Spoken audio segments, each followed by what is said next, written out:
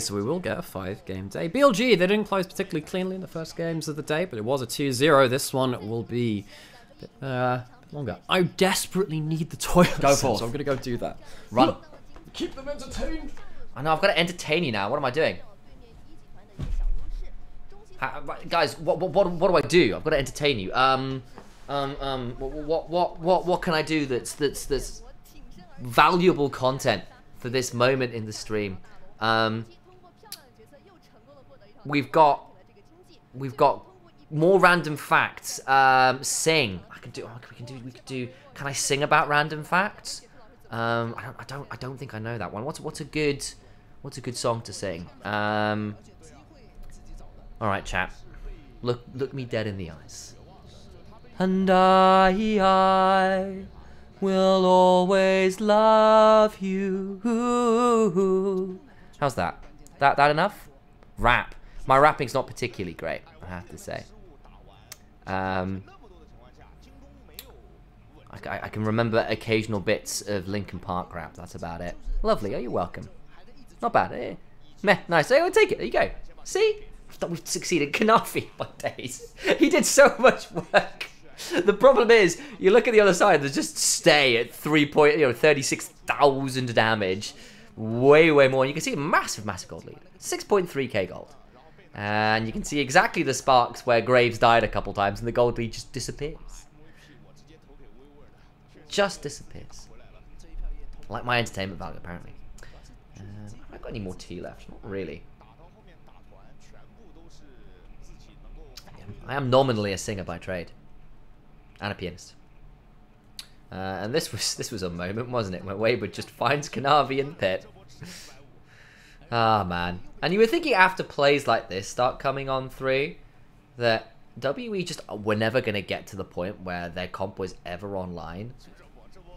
And that proved not true. In that 2020, that Graves will be 5 levels up. Yeah, and Sivir literally one shot. Yeah. I mean, that's one of the big things, that they've changed how jungle works pretty heavily. It's partly why jungle in solo queue feels pretty unpleasant at the minute, because no matter how well you play individually, you are never realistically getting beyond 2 items. And so unless you play perfectly, playing a carry in the jungle or anything other than kind of a utility jungler feels a bit useless. Brand perhaps being the exception, but even then with him being tuned down, feels very punishable. What have I been drinking? I've been drinking English breakfast tea, which was very nice, and I have some water, because I need to keep my voice alive. In fact, I probably want to go get some more water at some point when Alex comes back, just so I'm ready for the final game of the day.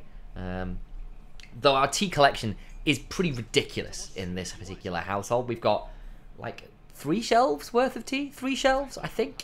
We've got some wild stuff. I've got some really great stuff from my time in Japan. I got a friend of mine to buy me some more because I'd run out. It's super grade Momo Oolong tea, which is just the best stuff ever. I love that stuff dearly. As it should be. Good, exactly, yeah. We've got a lot of beverages within this household. Anything that can be drunk hot is probably available in this house, aside from Bovril. Bovril's not really a thing. I refuse to drink drinkable gravy. It's just a weird concept to me.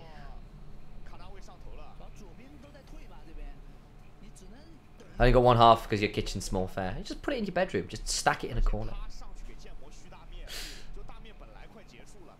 And Kanavi, as you kind of saw as the game went on, really struggled to be hitting valuable targets. Was constantly having to back away from the Aatrox, who eventually became scarier than he was. He couldn't 1v1 the Aatrox eventually. This is the kind of prime example, right? Flash is available, Q3 is available. Graves, even with his armor passive, that True Grit passive, it's just not enough to survive through all the damage coming his way.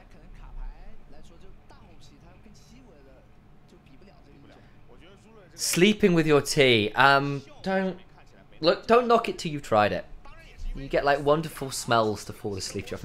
I'm trying to like justify this. Like I've never done this, so I'm not considered it properly. As Wayward comes back from the depths of the game to win the MVP. And you know what? I think that's not an unreasonable option.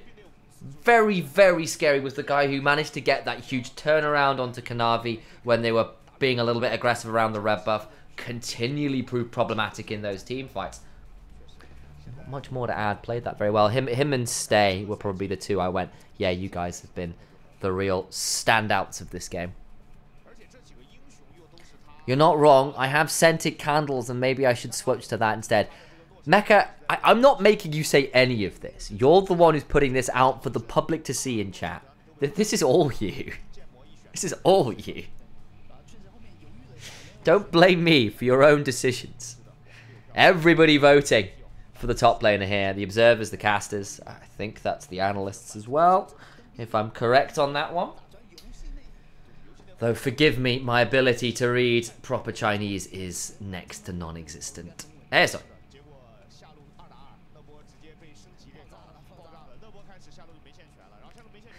Not 100% blaming you, Dan's game. That's fair.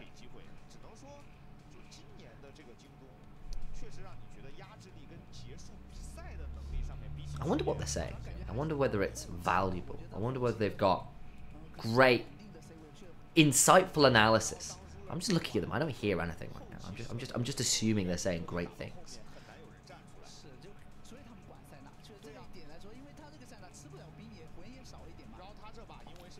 Do need more water. Actually, I'll keep picking this glass up, hoping that in the last 2 minutes since I've last checked, there's water that's randomly appeared within it. And alas, that's not been the case.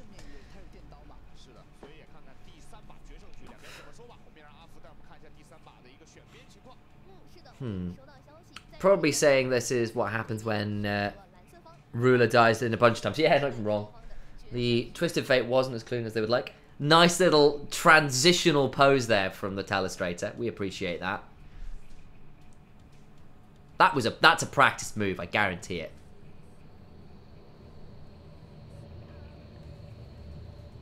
She has spent a solid amount of time preparing for that move to transition to the break.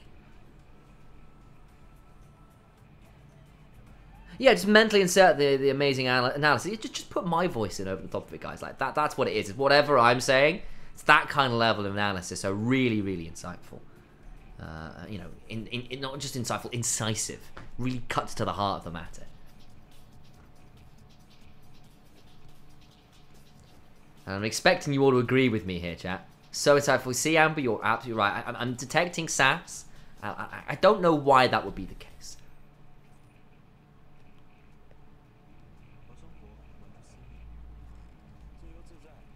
Have a seat, says the wall. I like how they basically decided that every creative must wear an interestingly, like, pastel hat. Is this the first person without a hat? It's true. Has a hat. Yeah, that's like one person to prove the rule. You're probably imagining the sass. That's probably, maybe so. Maybe so.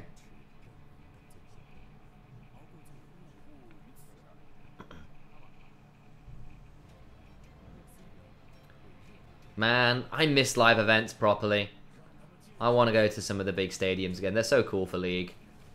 The noise alone is just awesome. I like Smolder just basically goes "Ah!" as he runs away. Like that's basically what he does. It's great. Just imagine it making like screeching noises of panic.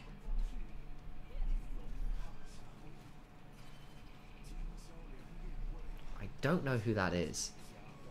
Is that supposed to be Lee Sin? I don't actually know that. Who's that on the right? I don't actually know who that's supposed to be.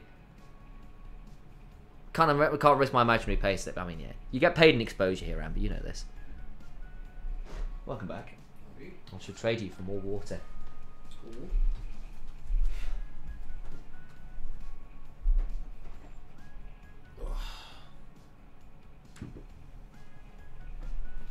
Shit. Kicked my PC. That's a good start. Oh, man. Oh man, hey folks, how's it going? Don't you love getting stressful work emails in the middle of stuff? It's the worst way to keep yourself on broadcast time.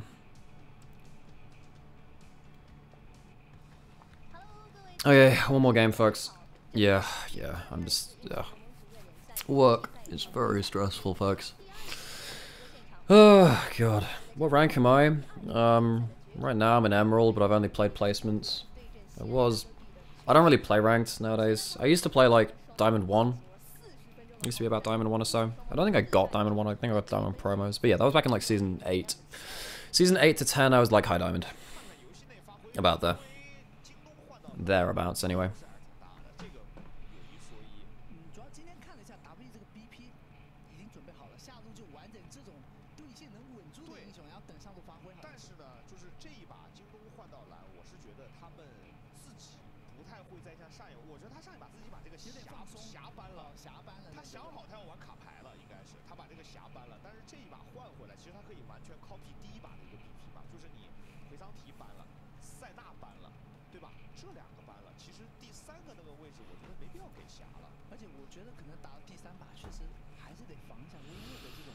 Oh, one more game.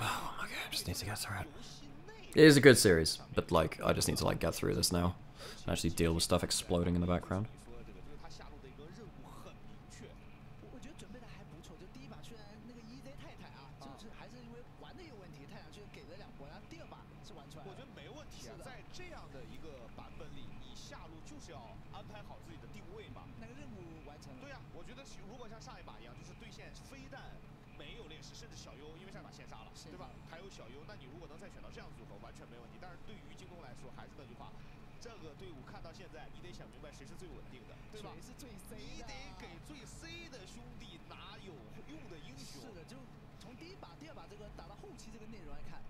JDG 太需要撸了，玩一个持续伤害的 AD 了，而且是那种你得让他能够在中后期打团，保着他打有用的。你看第一把匣就是他打到后面有用，对，所以打到后面你感觉 W 团完全打不了了。然后上一把选了卡片，打到后面就是一张牌，就是一张牌。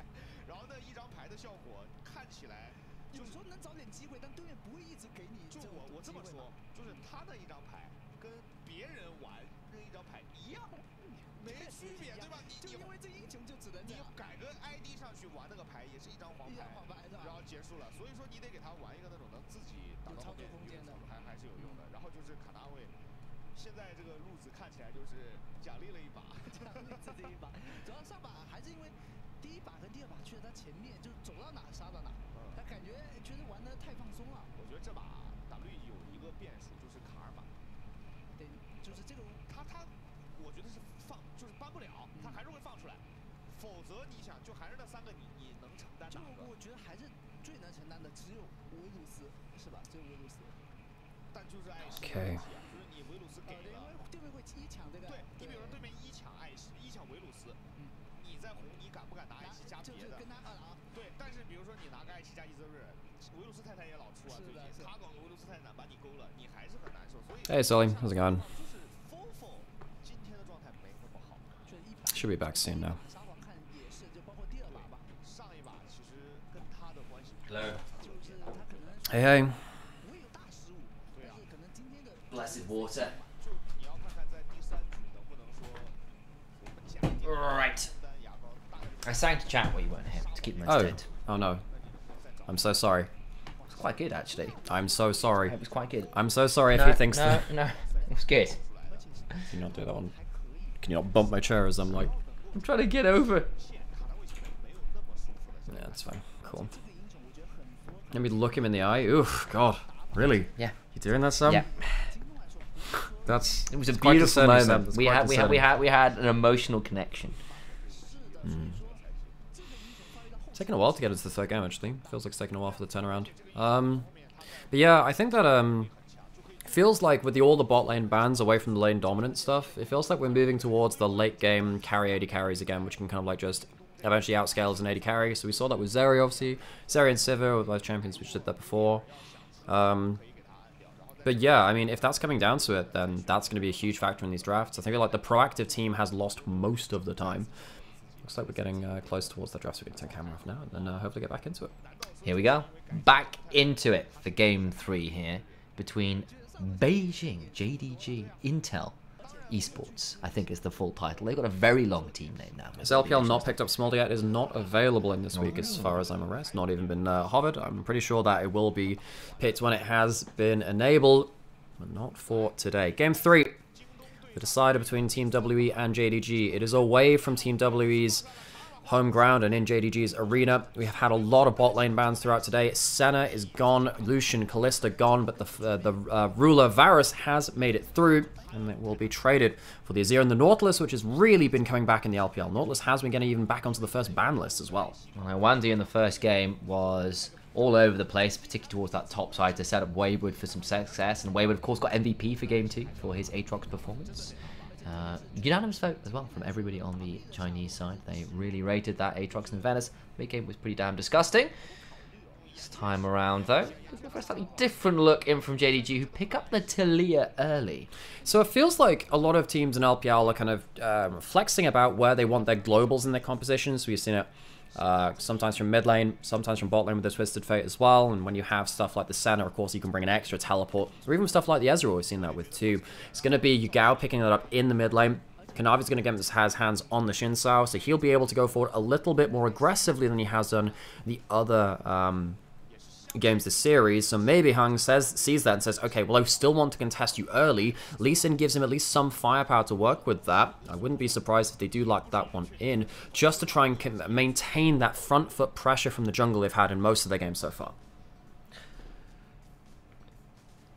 Now to see how the rest of this one plays out. We've often seen some pretty targeted bans, like last game the Darius to prevent the Udyr counter coming on through, that kind of thing. And I wonder whether actually we do try and take away some of those safer top lane picks, because it feels like Flandre in some ways has been perhaps a touch exploitable at points from Wayward, and particularly that game 1, right? Wayward feels a little bit more willing to pull out the slightly spicier picks. Of course, the game 2 came back into it, but the early stages weren't as clean as they would have liked. So, no AD carry yet from Stay. Wonder if we're going to see... I mean, I don't think you need to ban out the Sivir. The thing is, the Varus is so lane dominant that you can say, oh, just run back the Sivir. Varus is such a different laning champion. Surprised that the Renata has even made it through this stage of the draft as well, because it feels like Varus Renata is such a disgusting combo in the laning phase. Yeah. Maybe they just want to stop having some of that later game impact, but I wonder if that will be at the cost of lane dominance. And Missing is certainly confident enough on that to make it a very easy lock-in, you imagine. And you've already got a Lee Sin, a Nautilus, you've got good people to be taking over with that hostile takeover. In fact, I remember way back when Renata came out, because me and you were talking to Guldborg about it, but a lot of time with the champion, and he said, look, the laning phase sucks, but the moment you get level 6, the ability to make Nautilus root his own teammates with an auto attack is just so good.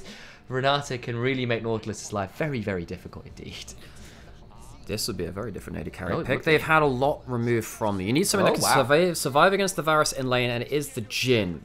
Now, that is good long-range follow-up. It's great for comboing up on something like the Nautilus, and it allows Lee Sin to have a bit more setup as well. But if there's anything tanky left in the chamber for JDG, that will be a bit of an issue. There's no Aatrox, and there's no Udyr, and there's no Cassante. It does mean that the Aatrox is kind of tanky-ish, but I don't think Jhin really struggles to take down that champion, so at least Jhin is not in the worst case scenario for him, which is typically against a lot of hyper tanks that he can't really DPS down. And now do we still see the Renata, now having seen the bot lane that is very pick heavy? A lot of CC from a long, long way away from that bot lane, and Renata would kind of do that, but Alistair would maybe deal with some of that body blocking duty that Renata would struggle to do.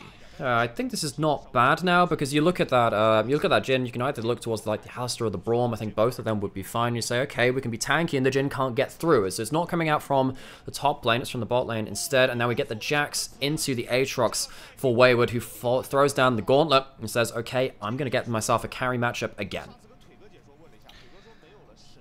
Alright, so we know exactly what WE are looking for, which is namely a lot of skirmishing and picks. They've got the Jhin there to set up for everyone else to do fun things in those skirmish moments. On the other side, it's a bit more traditional from JDG, with the exception of that Talia being able to roam to one of these other points on the map and maybe engage with that Xin Zhao and Alistair, making anybody who's out of position a very, very squishy and dead target. One last game for today. And I think JDG, of course, came in as pretty heavy favourites. Team WE, though, really starting to show throughout a number of their series how, even though they parted ways with Shanks, they parted ways with Hope, two of the best carries in there for the mid-table. At least, well, Hope even towards the top of it. In the LPL, feels like they have come together with a roster that has actually managed to be more than the sum of its parts on paper. A lot of these players struggled last year. A lot of them had a lot of question marks thrown up from their previous teams, and even look at someone like Stay, who didn't even have any questions asked about him because no one knew who he was. So coming into Game 3 against one of the most storied, one of the most successful teams in the LPL, the three-peat champions of the LPL, JDG, Team WE are putting up a heck of a show to take us the distance, and in this last game, feels like with the Jhin pick, they are throwing a bit of a curveball. And Stay, on his time in the LDL, was then one of those superstar AD carries. And there were a few of them, it has to be said. There were a few of them in the LDL, but he was right up there behind the likes of Niket of 1XN, who came up ahead of him. But Stay and Xiaoye as well the other day, kind of proving that there is still a lot of depth to that talent pool for the bot lane for the LPL that's never run dry across its years. Everybody wants to be easy in this region. Onto the Rift we go. No shenanigans at level 1 just this time, as they were in game number 2 as well, which of course went the way of WE, even though they lost that level 1. Wayward picked up the fleet footwork, interestingly, on the Jax. He hasn't gone for the lethal tempo. Typically against the Aatrox, you pick up lethal tempo because you hop over his first Q and you just kind of auto-reset enough on him to build up lethal tempo enough that Aatrox can never win the long extended trades. I wonder, because it's into the Jax, whether Flandre will go towards a tankier Aatrox build into stuff like the Cassante and then into the Yone as well. You typically prefer a bit more burst, but I think against the Jax, you want to force a couple of the longer trades. You might need something like a Sundered Sky to work your way through it. Well be the decision-making process. We'll see where that comes out to bear. I appreciate you talking us through it at the very least, and we'll track that as the game goes on, as Kanavi will have Flandre's assistance, but Wayward does want to come over and be a nuisance at this level 1, or at least battle ward what's occurring. No double Doran starts in the bot lane as well. Sometimes we do see that, but with the double melees of the supports, feels like the early level fighting is not really going to be determined by the extra Doran's worth of stats like it is when you're double ranged, and that's so much of a part of how you're balanced. So what you do is the Jax, a lot of the time, you just try and walk up as best you can and deny as much XP. He doesn't manage to deny any of the XP though from Flandre, very importantly, out with an even trade, where we're not quite getting value out of that level 1. Nice attempt that doesn't quite work out, and Flandre feeling very grateful for that one, as a little bit of skirmishing on the screen by the looks of it, as people fighting for control of that bottom bush, and Fofo and Yagao similarly wrestling over control of the mid wave. It is the level 2 hit by Stay and I1D first, and Stay was partnered with Kadaya for me down in the LDL, who was one of my absolute superstars. That bot lane was so much fun, but I always kind of favoured Kadaya, and Stay been kind of proving maybe I undersold him a little bit in that time. He was a great Samira player. The Samira rel combos from him and Kadaya were absolutely unreal when they got the opportunity to pull those out in the fearless drafts of the LDL, where you do sometimes end up with more freedom to do that. I mean, it was partly why Alistair was so heavily favoured down there. Now, of course, with the Jhin, means that this is another champion, which maybe you do get to practice a little bit more in the LDL because of those fearless drafts. Junglers, both going from top to bot, potentially looking towards a 3v3. Both of these supports are ones which can set up very easily. Q3 landing onto Wayward, good damage there. Flandre collecting the wave at turret, doing well though in the individual 1v1. Means that luckily Wayward is going to be able to back with the wave crash coming in, but Flandre doing okay in the first few levels. Wayward definitely thought he was going to get out of those infernal chains and did not, and Flandre got to hit him for quite a lot of DPS, it has to be said. Still, the reset will be easy enough, and the wave will push back, so... They're checking his farm. Oh, that's some nice farming. Oh, no! Just I missed out on the last ones. Oh, observers. Brutal stuff to see. Still, though, the first half of that wave was nice, considering that you kind of ran through most of the cooldowns at early levels already and doesn't have enough AD to just take out minion just before that. Kanavi walking through mid lane, and will potentially be able to walk into the enemy jungle and... get himself a ward in there. I think that getting some extra wards down to spot out early jungle is going to be very, very important. However, double scuttle achieved from Kanavi. Important for him. It's a good benchmark. It feels like first 2 games, Kanavi was having to be playing a lot more respectfully in the early game. Even on the graves of the first blood, he was getting invaded. And in this third game, it feels like Kanavi at least has some free reign to walk around the map. And in the end, it was Kanavi who was really struggling, despite having so much of the gold on the grave. Just couldn't hit valuable targets. The Aatrox able to 1v1 him as the game went on. And now on the Xin Sao, a little bit more early presence, a little bit more ability to be a frontline. And it's versus Hungo, of course, on the Lee Sin, which is the other premier AD early jungler, I guess, that people go to mind. In fact, on a lot of ways, it is the synonymous champion with the junglers. Wayward doesn't get out of the infernal chains again, actually. If you go towards the corner, it's the worst part of it. It's the flash forced away. The slow actually increases the further you are away from the center. So if you go right out towards the elongated corners, it gets really, really awkward beyond that point. So Wayward getting forced back in this matchup, which he opted into. This was his answer into the Aatrox. It feels like Wayward, he's had a couple of counter matchups not work out well for him. The Yone in game 1 got an individual lead, couldn't leverage it. Now in game 3, Jax versus the Aatrox not starting particularly well. Yeah, a couple little flubs on the infernal chains in particular, as we've kind of noted, proven to be difficult to manage, but as it stands, he's still alive and well, just down that flash for now, and all the while the grubs were being taken. Hung and WE on the whole look towards the Raptor pit, but that leaves Fofo in a dodgy position with the combo as Missing jumps over the wall and ensures the trample lands. First blood to Kanavi, who strikes him down with some wind becoming lightning. The LPL meta of the last week, heading back towards more melee supports, has really unlocked Missing to shine again. He's good at his range supports, don't get me wrong, but his Alistar is so clutch at finding these opportunistic picks. Gets himself, his team, the first kill of the game, comboing up with Yagao on the Talia, which is another pick, which has worked out well for him in the past. Now with Hung up on his wolves, he'll need to respond towards bot side, potentially stopping a crash coming through. Hung is coming down, but Kanavi already on this Grump means that's likely a dead target already. Are they looking for the fight regardless? Iwandi? Teleport. And everyone teleporting in. You're absolutely right. Missing will try to go back in with the headbutt pulverize. The wind becomes lightning, goes a little wide. And Wayward, doesn't matter as Jin still executes the cow. And now Fofo comes along and shuffles Kanavi back into the enemy team, and he dies as well. And JDG just overreach. Massive overstay. They didn't even have Yagao in position to use the global. I think if you have the Talia there, that's fine. You can wall off some of the other members, but they weren't in complete coordination.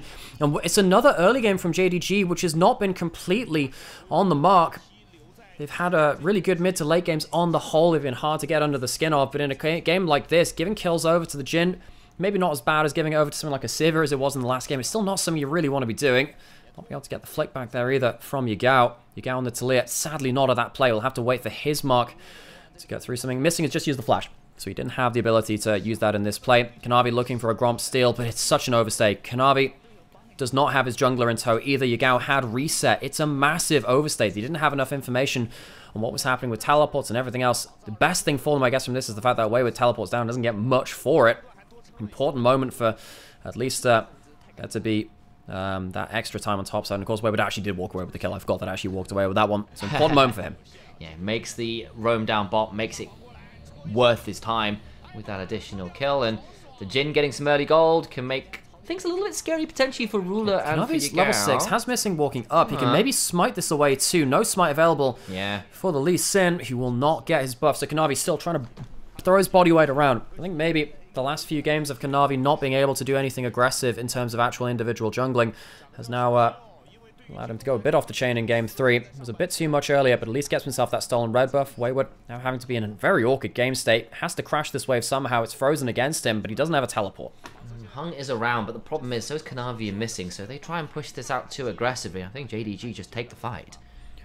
I think especially when you have the level advantage on Kanavi versus Hung as well in that jungle. Flandre needs to be a little bit careful, needs to know that there's a chance that there's going to be attempts to break the freeze. He needs to be aware of that.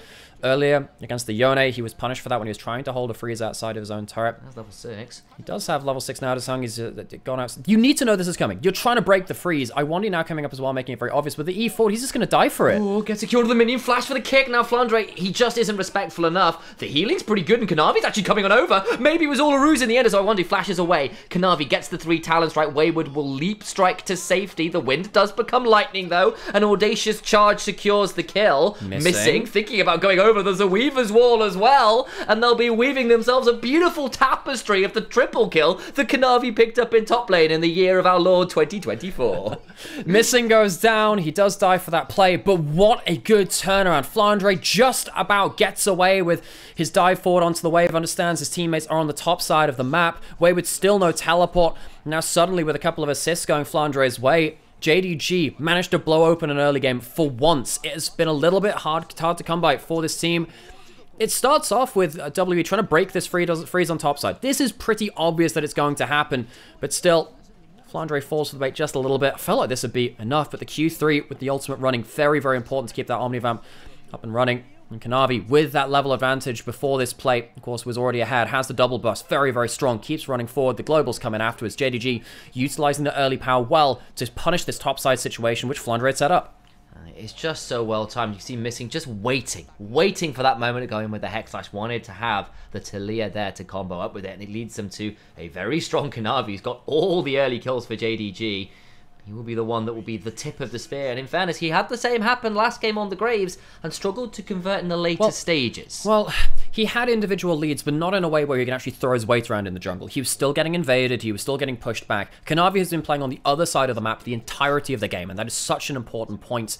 However, he's not able to be around bot side. Bot side has been very much left on an island. I think that's fine, because in this kind of AD carry matchup, you're just going to be farming up a little bit. It's the on-hit Varus, not going to be the poke. Whereas on the other side, it's going to be the energized build coming in from the Jhin as well, going towards a bit more crit later on too. Do you think Jhin drinks Warhorse? Oh, because of the energy drinks. Yeah, that's true. He's got the energized attacks. Oh my god, can you imagine the Warhorse energized auto attacks? Yeah. The energy drink. I mean, I think the other thing I've got to wonder is, like, do we ever get like an I'm Just Ken cover, but just with Jhin? It's like, I'm just Jhin. I am Jhin-uff. yeah. Can you feel the Jhin-ergy is what I'm thinking as well. Can you feel the Jhin-ergy? You know, that breakdown section. I can't remember. Look, I've watched the movie. I can't remember that specific part of it. It's the bit where the Kens realise that they actually have more in common. They do against each other, and they come together to be just Ken, and we're enough. That's cool. I forgot about that bit. It was a really good music video insert though. That was actually pretty fun. I enjoyed that quite a bit. Yeah, it was an enjoyable moment. Yeah. So, WE, good vision on the bot side of the map, which of course was kind of traded for JDG focusing around top side pretty heavily just before this, and this does mean that they can get themselves maybe a bit of advanced warning on what JDG are planning to do around the dragon.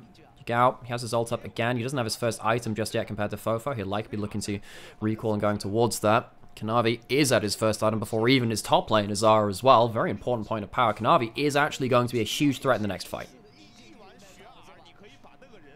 So, when will that next fight be? Perhaps is the question we have to ask. The dragon's up. Grubs, I believe, have all been secured by JDG, and I've checked for the top of the map, and they have indeed. Now Flandre might actually be the point in that part. Another little kick in from Hung, who insects his way to a stylish attack onto the Aatrox, but now everyone else is missing! Headbutt, flash, pulverize, missing, not playing with his food this time around. They get the kill back onto Hung, but Wayward looking for a counter-strike, does land one onto the Aatrox with that, but now the curtains are called as well, and that means bullets begin to fly. A fourth shot should secure Kanavi, does get that. Whoa, Fofo is there as well, and somehow, some way, WE make that a 3 for 3. No. It's JDG that make it a 3 for 3. It's not on WE at all. Did you see the amount of damage Kanavi did to clear up another 2 kills at the back end of the fight? That was absolutely insane. We just warned you all that Kanavi would be a threat at the back end of that fight. Cleans up an extra 2 kills we had absolutely no right to. And while all this is happening, Ruler gets an entirety of a first turret towards the bot side of the map. 575 gold from the last plate in the first turret. And how this all starts is Flandre playing a little bit close to the edge again. Should have just been under his turret, let's be honest. Maybe he was just waiting to see if someone would walk into his lane a little earlier. He gets the kill. He gets killed really, really quickly. Fantastic play here. But Kanavi with the Sundered Sky has so much extra HP to work with. Yagao uses that global, we said would be very, very important. But look how much damage Kanavi does at the brink of this. Gets another 2 kills to somehow clean up the back of this fight. The moment Jhin unleashed the curtain call, I thought it was dead to rights, and it was pretty damn close in the end. And it's still a game that feels very playable. JDG, though, still the ones with the gold lead. And once again, it is Kanavi with nearly all of them. 6 out of the 7 to his name. Although Rulo getting some individual gold towards the bot side is something that we've known JDG to do even last year. It felt like when they were playing around top side, they would try and play kind of even fights on top side, get what they can, but honestly, they try and do it while Ruler was still bot side. And if they could fight a 4v5 on top side and not lose too hard or just get themselves enough value, it means that Ruler walks away with a huge amount of value, even though it stays at 1-0 and 2. The individual turret plates going over to Varus is a huge issue, and it means that Ruler is ahead of Stay despite that. Wayward does get the counter-strike and the ultimate one, throwing out that Grandmaster's Might. Wanted to challenge Flandre a little bit here. allow him to bonk this turret a bit, but Missing's here. This is very deep, but actually the rest of WE coming along as well. This will not be a 2v1 for very long at all. Hong will ward hop his way into the back end, and Missing looking like his steaks may be cooked, but there's enough CC to make this one a little bit of a question mark, but the ultimate's just not enough. Flash away from a turret and Flandre, and WE secure the kill. But while this is happening, Yugao is pushing top lane, and Ruler is pushing in, stay in the mid lane as well, because he's at a very big point in power. So JDG, they mitigate the loss here. It's still a loss. They're losing bot lane turret, and they do get themselves an awkward moment. Ruler pops the ghost and gets out of the... Just no direction. The Jhin ultimate. Stay is not really doing that much in terms of the individual AD carry matchup. Ruler will get to walk back. There's a cleanse, which was forced by Varus ult from the looks of it, just before this. And Ghost from Ruler as well. The arrow It's not quite enough damage. I saw that land. He's not lethality. It's fine. Got baited by the observer zooming along. That was very stylish moves from them. But it was, I was thinking, it could be a lot more damage than it looked like for a second. Going to charge into the mid lane turret as well. Not going to be hooked back in as well. Just going to walk his way in. 6 grub buffs, of course, very, very important. When WE group up and look for these kills onto someone like Flandre and Missing, the problem is they take so long to die that if JDG get access to a turret, they might lose from that point after. Yugao now looking for an ult across the mid lane, and here it goes. It's going to stop WE from able to defend this turret. The E already used from Fofo, so he needs to be very careful standing around this turret. And the 6 grub buffs being used. JDG proactively going forwards, proactively getting a lot of gold, and this looks like a much cleaner game from them than it was in game 2. Yugao roams mid to help that one happen, then teleports top, prevent Wayward responding on that tier 1 there. And it is JDG who make the smoother macro play.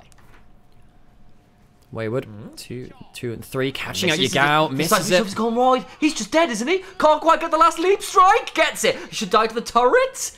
Gets out of range.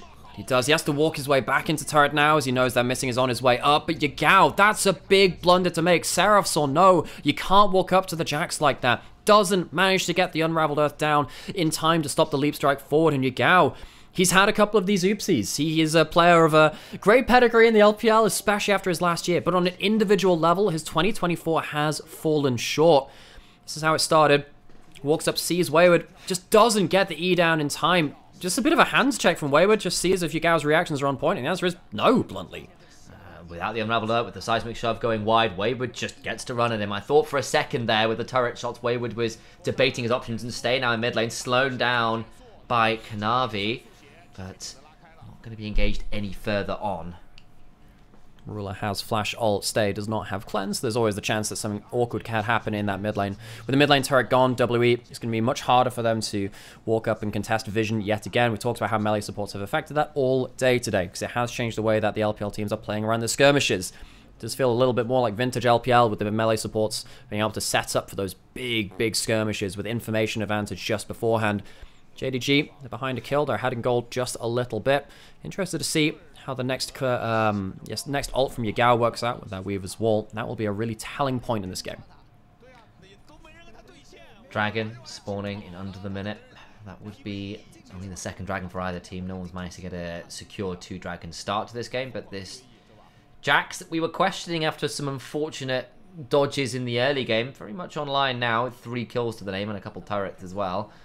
And the teleports begin to fly on the other side, Missing, rooted up by the Jhin W. That the Deadly Flourish doing a lot of work. But Yugao comes on in with the Weaver's Wall himself, trying to play this one out. Oh, now the wow! Curtain calls come on through, but the damage back is just obscene. 2 dead already, and JDG just run over the fight, and Jhin cannot stand and give his audience what they ask for. Oh man, that kick from Hung almost delivered Kanavi into Fofo to kill him as well. It forces his flash away, as it feels like the temporary frontline ults of Kanavi's Crescent Guard and Missing's Unbreakable Will are making the difference here. This duo is so hard to take down in bursty combat, and WE, they're choosing the wrong fights against these two. It feels like JDG, that kind of fight will just open up the game even more for them. Ruler, great damage towards objectives. He can take this dragon for free, and they are so confident playing around this front line on the front foot. They're not pinned back into their lanes, not pinned back into their own jungle. It feels like JDG are playmaking just the way they want to.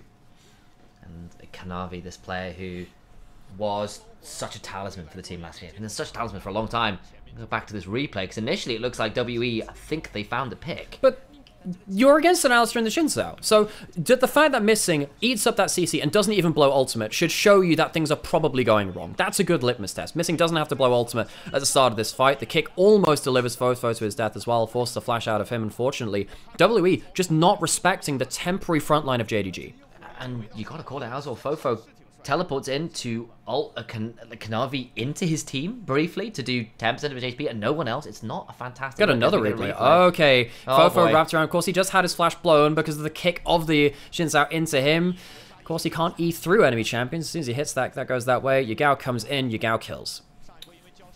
Easy as you like. This combo from JDG, Kanavi and Yagao beginning to really fire on all cylinders. Of course, for a long time, that was the pairing. And they're kind of back to where it all started in a lot of ways for JDG. Kanavi was maybe the talisman for this team, as I was kind of saying. He was their signature player in so many ways, their kind of superstar signing. Well, and Kanavi and Missing have been together for such a long time too, alongside that. I think Missing, he's a player we should talk about less in terms of the superstardom, but I think actually throughout 2023, he really showed his value in terms of how quickly he coordinates with his team. He is an opportunist. When you show an opening, he's very quick to pounce, particularly on stuff like Nautilus, like Rakan, like the Alistar as well. It's good to see him back on the... I think he's a great Lulu as well. I think he is a great range support player in a way that a lot of LPL players can sometimes struggle with. But in this game on the Alistar, we really see Vintage Missing doing the best he can. Now we have JDG heading towards the Baron very soon after its spawn. They have Ruler at such a big point of power that it will go down pretty quickly. WE, they will have to teleport away to this side of the map. The grill's been lit up, the onions are on, and WE smell Baron occurring. This could be a steal attempt. He gets in the pit again, does Hung, but they cannot do anything more. Kanavi does have his ult run out, is shuffled into the team, but again, to what avail? Fofo running for his life as Yagao and Ruler come along and just pierce him with another arrow. Iwandi tries to run away with the dredge line, but stay. I think he might be staying for a long stay as he gets knocked up and knocked down. The Jhin dies as well, with Wayward being the only member surviving, just wasn't at the fight. Missing body blocks the W to even get Kanavi out alive. How the hell does he survive that? I guess the Frozen Heart with the armor really helps him on that front. JDG, the difference between the first two games and this one has been the fact that Kanavi and Missing can get forward aggressively and start making plays on the map. I think WE actually, looking back at the first two games, did a great job of controlling them, especially in the early into mid game, earlier than this. But as soon as they start getting their mojo on, it's so hard to stop them from making the plays. And particularly since they are both doing a lot of damage, a lot of CC, and they're so hard to get rid of with their ultimates. WE, they're forced into such awkward moments. And then particularly when someone like Fofo has to try and pick up the pieces, he just doesn't have the stats right now. What pieces do they have to pick up? There's nothing on the ground for them to work with. There is so little in the ways of chinks of armor, and even then, they pull off a dive like this and don't lose anybody doing it. The Infernal Chains, for once, not pulling anybody back. Iwandi has got a flash, would really like not to use it, but still has to go over the wall. Kanavi throwing out that W. The wind becomes light to see whether he can get any additional damage down, but JDG, the map is theirs, and WE are running scared. They are routed so far in this game. Flandre pushing in bot side. Remember, 6 grub buffs makes this Baron even more deadly. Flandre has the Edge of Night now as well, which means it's harder to pick him off. Just gets popped there, don't get me wrong, but just means it's a little bit harder on the whole. Missing, forcing a defensive movement away out of the Lee Sin with the ward hop, or at least just the safeguard out. 6 grub buff can be so annoying for WE to deal with. They have got themselves a very tricky proposition. And it's a 5,500 Baron power play. Yep. Oh my god. They had that last game as well. Yeah, but still, it's just looking at those numbers when you look at WE getting like a 1,500 Baron power play. JDG last year, when in the super team, in that, the Golden Road Hopefuls, they had one of the best Baron plays I've ever seen in the history of League of Legends. They get one Baron, the game just ends. It's not going to end it right here, but still, it feels like it's just about that. 3 items with the Terminus picked up on Ruler. He's not even had to be the main carry. He's just had to stand behind his front line. WE struggles so much with the front line, they haven't even had to face the final boss of Ruler. And now Fofo as well, for all he's gone for a magic heavy build, is going to try and go through a Kainic Rukun on top of the Merc Treads, on top of the amount of just like levels Kanavi has. Like, how on earth do you deal with this Xin Zhao? No one has the DPS to bring him down. And if you're struggling to bring down Kanavi, what about the rest of the team? Is Missing hops on forward with a headbutt and a pulverize. Maybe the tower can do what the rest of the team members can't. He doesn't even need to ult yet. Iwandi just dies to Ruler. Kanavi takes tower shots. The curtain call goes a little wide. Wayward jumps onto Flandre, who flashes away, but the leap strike nearly enough. But Yagao coming on over to shield the top laner, who was in a spot of bother. And it's just another death. WE cannot find anything in this game. Yagao looking for the seismic shot, but that one just a little shy. This is the difference between the Titanic Hydra kind of bursty Xin Zhao and the full tanky bruiser version that we see in the LPL. You're still doing damage. The Sundered Sky and your base damages do enough. But, yeah, actually, Xin Zhao's damages are absolutely insane. But when you have this full tanky build with the extra armor to tank turrets, the extra magic resistor, and the extra tenacity to shrug off CC as well, it is so hard to get through the front line. Team WWE, we keep saying it, they haven't even managed to get through to the backline bosses of Yagao and Ruler. Between Kanavi and Miss, and then there's still Flandre, who has gone for a squishy build, yes, but is still a bit of a problem if you start diving forwards and allow him to hit Q after Q after Q. You've still got Yagao and Ruler, who are just completely safe. There's been one death on Yagao, and that's it. Now ulting forwards, Fofo ults him back, and Yagao, it's a Yagao moment. I literally just bring up his name, and he does that. Thing is, JDG's front line is fantastic, but the back line needs to play around them. They still have to play around Ruler, though. I don't think they win this in a 4v5. Ult lands. Kick came through. A lot of damage back onto Iwandi. Kanavi just says, well, I can still fight this. Come on, let's go. Hung still thinking about going forwards briefly, but the ult is popped. In the end, it is just Yagao who falls, and clearly I shouldn't have cursed him so hard there. Yeah, I mean, Yagao, it's a Yagao moment. He occasionally has these. The thing is, JDG, they still need to start plays with their front line. Kanavi and Missing are the ones which are really obnoxious to deal with. They lose a little bit there, but still, overall, JDG still very, very far ahead in this game. 1 kill, not going to change that. And now next time Yagao will have a Zhonya's at least to help him with those ordeals. How does this start? It starts with Kanavi and Missing quite deep into the enemy jungle, but they don't quite manage to get to close the distance. I think they actually end up minion blocking each other too. Fofo gets right behind him in melee range. Yagao just goes way too far. You see what they were looking for, but the coordination for once, not quite there. And it is Yagao that pays the price. Hung on a flank, but I think he's about to be spotted. Oh dear, he needs to get over the wall very sharpish. The wind becomes lightning, which allows for an audacious charge, and the slow is down. I'm Missing, about to headbutt him away. No Q to escape. The curtains are called, but I think it might just be for Hung to take a bow out of this particular fight. Jin throws down a deadly flourish, the last bow, and everyone from WE does escape, despite Hung's momentary disaster there. Was looking for a flank, but gets punished. So Baron up in 20 seconds. WE, they need to reset. They can't afford to lose that kind of HP just before the Baron spawns. That would have been maybe their miracle Hail Mary to get back into it, particularly with Lee Sin being a proficient stealer of Barons. Not been able to do so this game. WE, they've been forced back into their own jungle, into their own base. With Baron spawning JDG, this should be the death blow.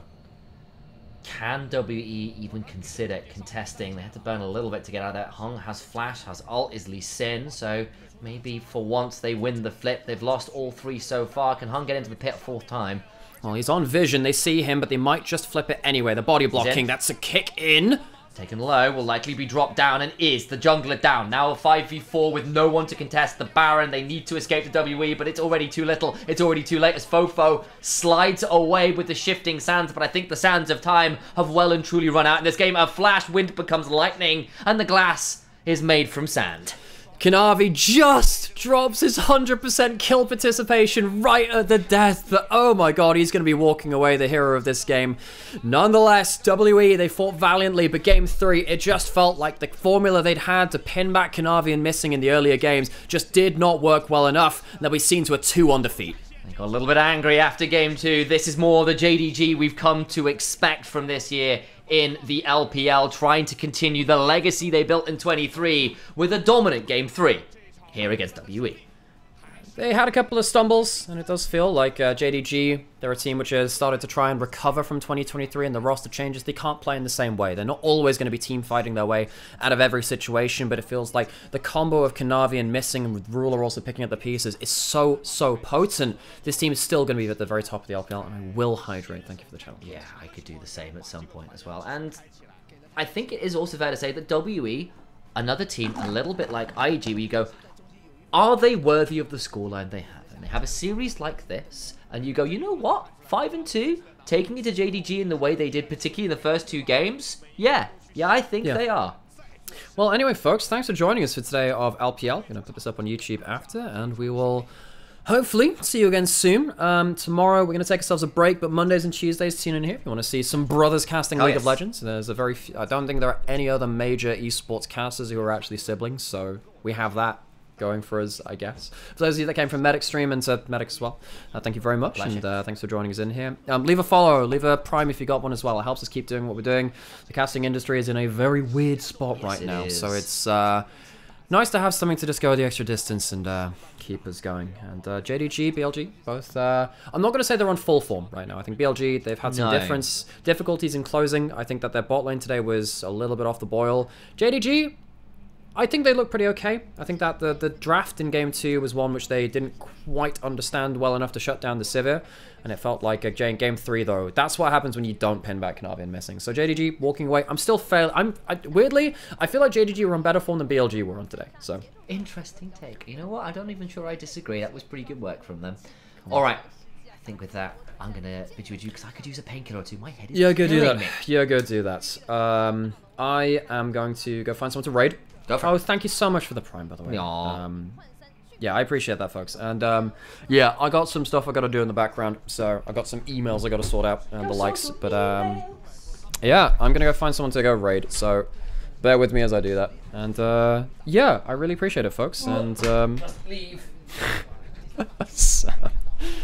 okay, who's still on? Who's still on?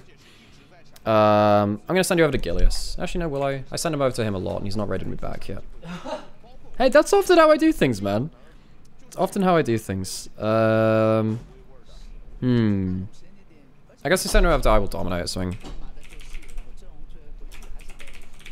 Will Dominate? That's the name? Yeah. Alright, folks. Oh, shit.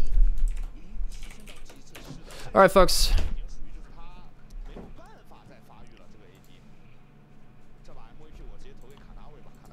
See you in a bit, folks.